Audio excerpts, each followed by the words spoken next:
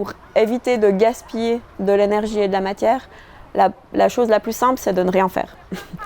Donc de ne pas produire, de ne pas consommer.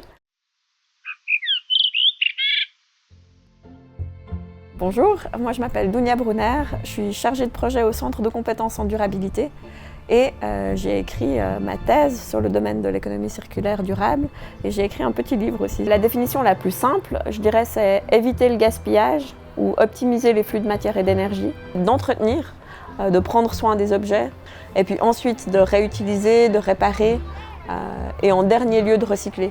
Et justement le fait que le recyclage n'est pas l'économie circulaire, c'est une des stratégies, mais c'est une stratégie en fin de vie parce qu'elle demande beaucoup d'énergie. Donc on va souvent devoir amener de la nouvelle matière et surtout on va utiliser beaucoup d'énergie pour recycler des matériaux. L'économie circulaire, c'est en fait tout ça, optimiser les flux de matière et d'énergie.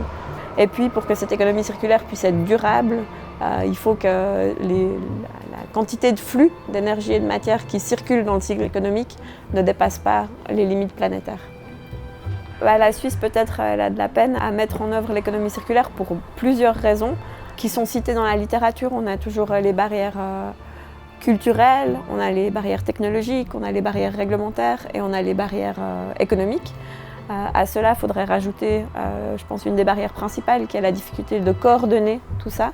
Et donc je pense que le fait que les prix ne reflètent pas réellement l'impact environnemental est une grande barrière.